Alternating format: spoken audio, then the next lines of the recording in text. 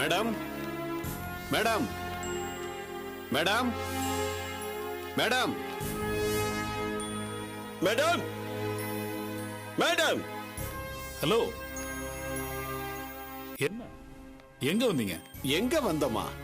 நாங்க மேடத்தை பார்க்கணும். இருங்க, நான் தான் டாக்குமெண்ட் காப்பி கேட்டிருந்தல, அதங்க. அது விஷயமா தான் மேடத்தை பார்க்கணும். அவங்க எதுக்கு பார்க்கணும்? டாக்குமெண்ட்ஸ் என்கிட்ட கொடுங்க, நான் செக் பண்ணிக்கிறேன்.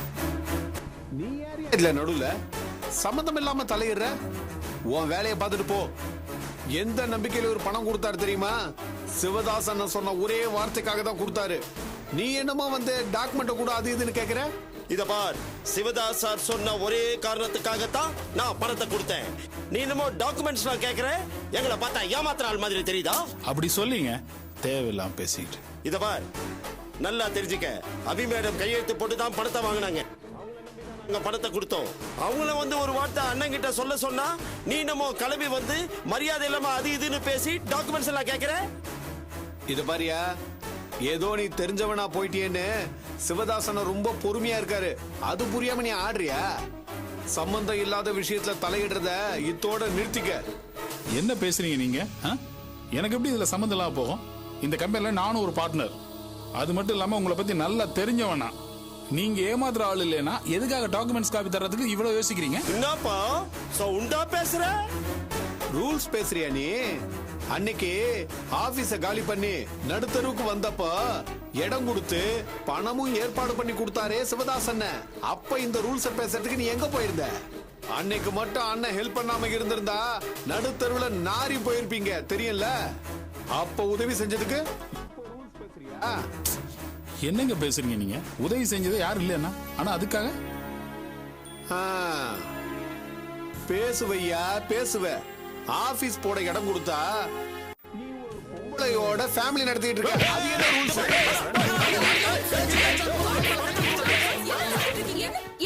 என்ன நடக்குதுங்க? Stop it. இத பாருங்க மேடம், உங்களை பார்க்க வந்தா அது இதுன்னு பேசி சண்டைக்கு வராரு மேடம். I am sorry. துல்ஸ், என்ன இதெல்லாம்? மேடம், நீங்க முதல்ல ஒரு நல்லா புரிஞ்சுக்கணும். நாங்க ஏமாத்துறவங்க கிடையாது. இத பாருங்க, நீங்க கையெழுத்து போட்டு கொடுத்த பத்திரம் எல்லா பேப்பர் சைஸ்ல பத்திரமா இருக்கு.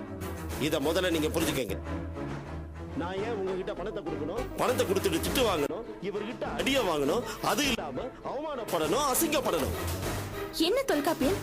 வட்டி பணம் கொடுக்கறதுக்கு தானே நீங்க அங்க போனீங்க. அங்க போய் என்ன பிரச்சனை பண்ணீங்க? இது பாருங்க தொல்காப்பியன், மனுஷங்க மேல நம்பிக்கை வேணும். அந்த நம்பிக்கையை தான் பேப்பர்ல எழுதி கொடுங்கன்னு சொன்னேன். அதுல என்ன தப்பு இருக்கு? ப்ளீஸ் தொல்காப்பியன் விடுங்க. நீங்க ஆரம்பத்துல இருந்து ரொம்ப கன்ஃபியூஸ் பண்ணிட்டு இருக்கீங்க. அது இல்லைங்க அபி. வேண்டாம், விட்டுடுங்க. இது பாருங்க சார், இவர் பண்ண தப்புக்கு நான் உங்ககிட்ட மன்னிப்பு கேட்டுக்கிறேன். ப்ளீஸ், உங்க மேல எனக்கு நம்பிக்கை இருக்கு. இந்த டாக்குமெண்ட்ஸ் எல்லாம் உங்ககிட்டயே இருக்கட்டும். அப்படிங்களா? பரவாயில்ல, ரொம்ப நன்றிங்க. உங்களுடைய குணம் பத்தி உங்களுக்கு தெரியாது, அதனால மறுபடி எச்சரிக்கிறேன். அவங்கள உங்களுக்கு அறிமுகப்படுத்தினதே நான் தான். காரணம் இல்லாம சொல்லுவேனா? நீங்க இந்த விஷயத்துல என்ன தப்பா நினைக்கிறது ரொம்ப சங்கடமா இருக்கு அபி.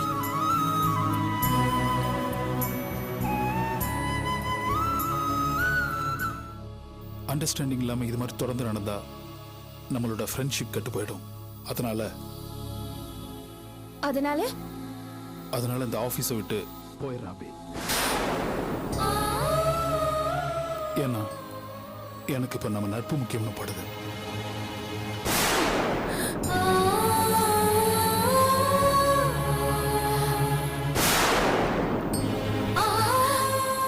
என்ன சொல்றீங்க தொல்காப்பியன்? நீங்க இப்படி பேசுவீங்க நான் எதிர்பார்க்கவே இல்லை. இந்த ஆபீஸ் ஆரம்பிக்கிறதுக்கு முக்கிய காரணமே நீங்க தானே?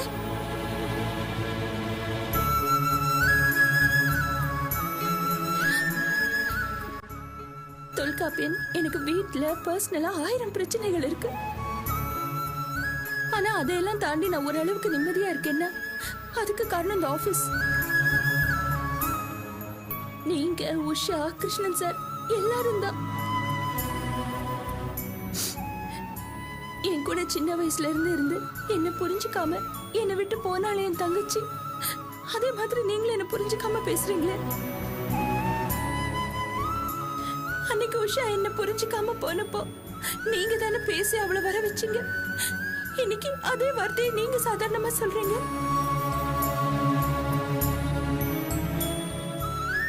எனக்கு வாழ்க்கையில கிடைச்ச ஒரு நல்ல விஷயம் நட்பு மட்டும்தான். கருத்து வேறுபாடு எல்லாம் தாண்டி ஒருத்தரை ஒருத்தர் புரிஞ்சுக்கிட்டு நல்ல நண்பர்களா இருக்க முடியாதா?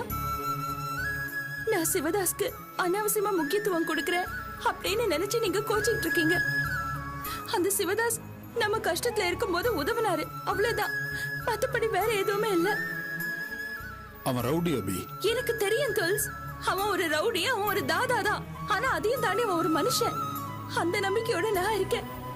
ஆனா நீங்க புரிஞ்சுக்காம நீங்க மட்டும் போறேன்னு ஒரு வார்த்தை இப்படி சாதாரணமா சொல்லிட்டீங்க.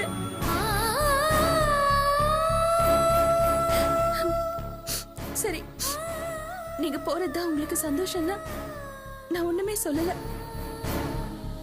ஆனா இதுக்காக நான் ரொம்ப வருத்தப்படுவேன்.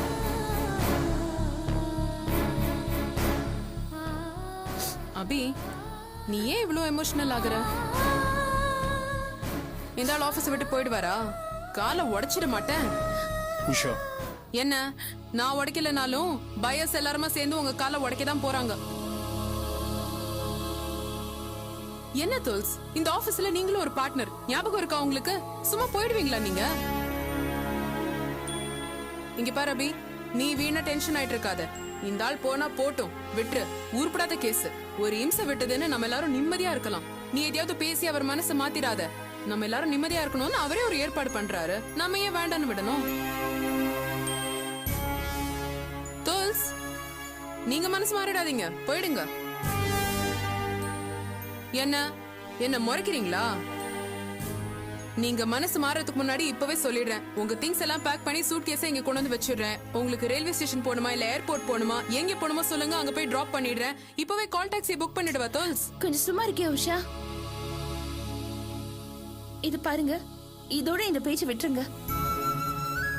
சாரி, கோவத்துல பேசிட்டேன். சாரி. அப்பாடா.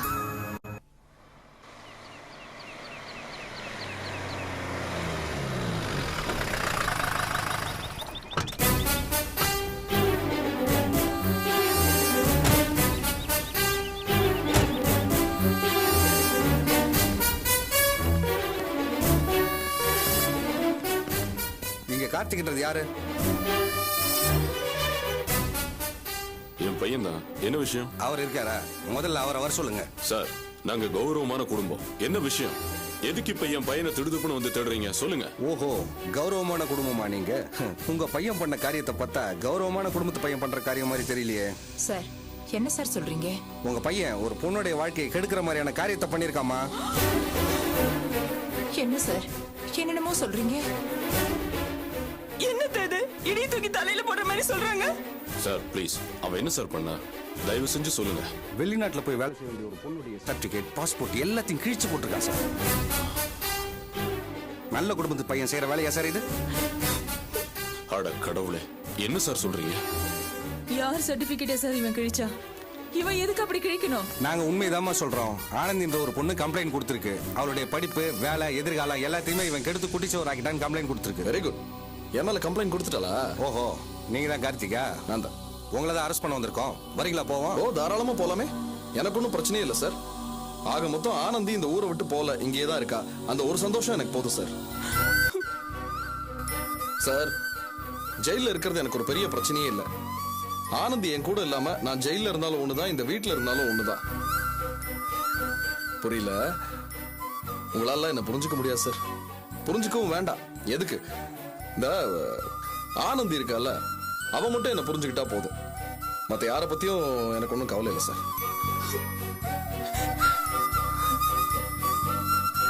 ஓகே கார்த்திக், மீதி டைலாக்லாம் அங்க வந்து பேசிக்கலாம். போலாமா? நீங்க எங்க கூப்பிட்டாலும் okay sir. I will give you full cooperation. வாங்க போலாம்.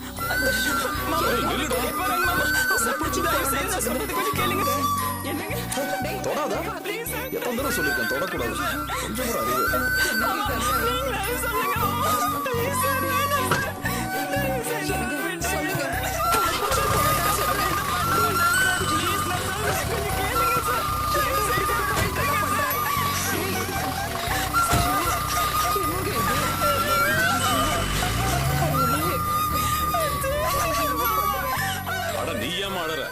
பண்ண காரியத்துக்கு போலீஸ் புடிச்சிட்டு போகாம வேற என்ன செய்வாங்க? பட்டாதான் புத்தி வரும்.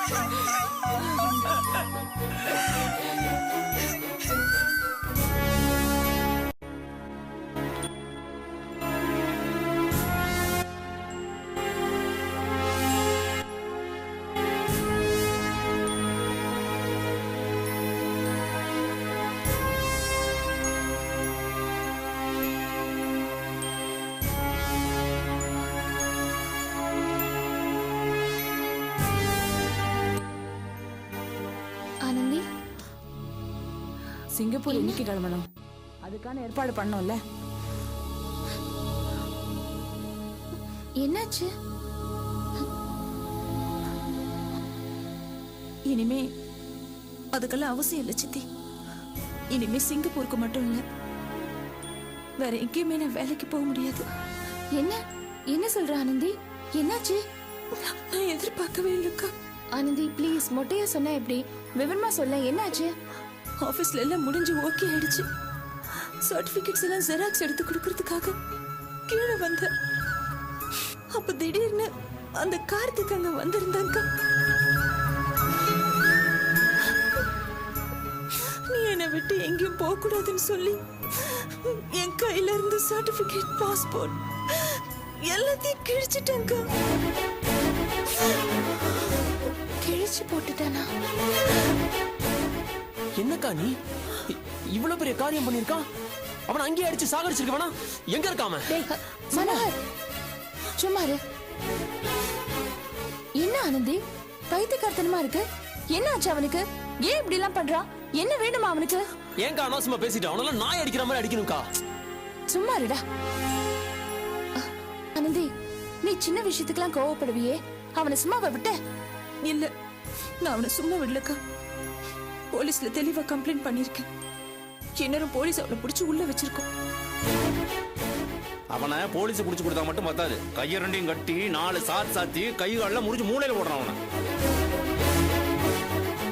அப்போ இனிமே நீ எந்த வேலைக்கும் போக முடியாதா? சர்டிபிகேட் எல்லாம் கிழிச்சிட்டான்னு சொல்ற? இவ்வளவு நாளா கஷ்டப்பட்டு வாங்கினதெல்லாம் ஒரே அடியா நாசம் பண்ணிட்டானே. அவன் நல்லா இருப்பானா? ஆமா, அவன் நல்லாவே இருக்க மாட்டான், விளங்கவே மாட்டான். அவன் வீட்டுல அப்பன், ஆத்தா, தங்கச்சிங்க யாருமே நல்லா இருக்க மாட்டாங்க. அம்பிட்டு பேரும் நாசமா போயிருவாங்க. பாரு, நீ பார்க்கத்தானே போற. ஆனந்தி, நீ அழாத. நம்ம டூப்ளிகேட் சர்டிபிகேட்ஸ்க்கு அரேஞ்ச் பண்ணிடலாம்.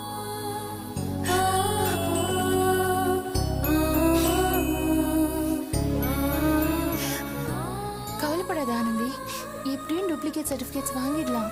நீ வேலைக்கு போலாம், அழாத.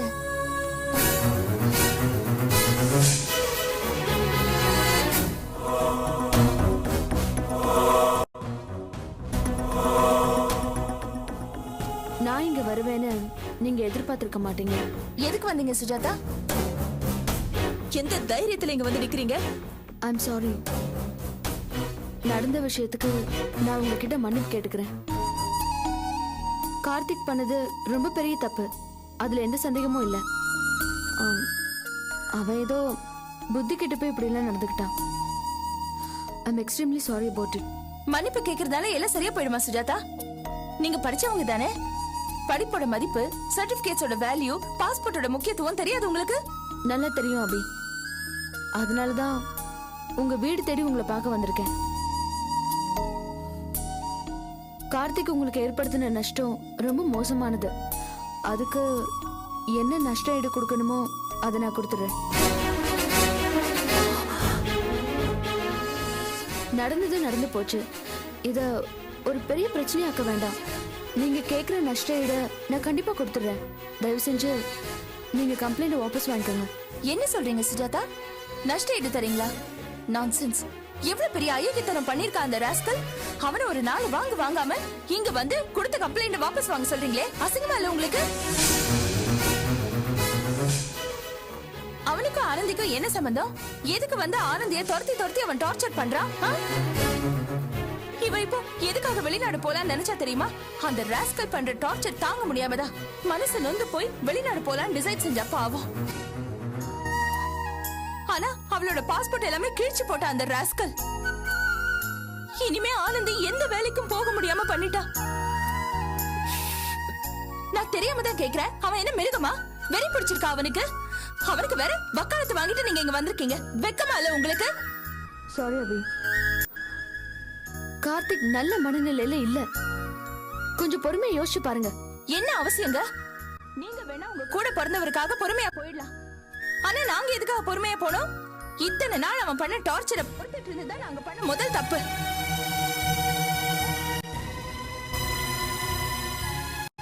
ப்ளீஸ் அபி, கொஞ்சம் உணர்ச்சி வசப்படாம நான் சொல்றத கொஞ்சம் பொறுமையா கேளுங்க.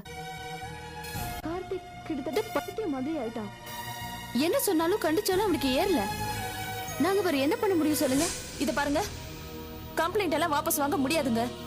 அந்த ராஸ்கல் திருந்துற மாதிரி எனக்கு தெரியல. வேணா ஒண்ணு பண்ணுங்க, ஸ்டேஷன்ல வச்சு என் வாழ்க்கையில இனிமே அவன் குறுக்கிட மாட்டேன்னு கைப்பட எழுதி தர சொல்லுங்க. அதான் நான் அவனுக்கு கொடுக்கற கடைசி சான்ஸ். இதுக்கு அவன் ஒத்துக்கலனா நீங்க இல்ல வேற யார் வந்தாலும் கம்ப்ளைண்ட வாபஸ் வாங்க முடியாது. அவன மாதிரி ஆளுங்கெல்லாம் ஜெயில கிடந்தாதான் புத்தி வரும். அவன் பண்ண காரியத்தோட விளைவு என்னன்னு உங்களுக்கு தெரியும்ல. அவன் ஒரு பைத்தியக்காரன். அவனுக்கு வாதாட நீங்க ஒரு வக்கீல் தங்கச்சி. போங்க, என்ன பாத்துட்டு இருக்கீங்க? போங்க.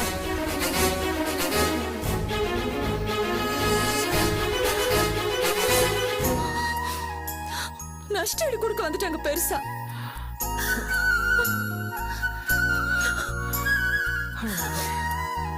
சரியானது, அழாத அழாத.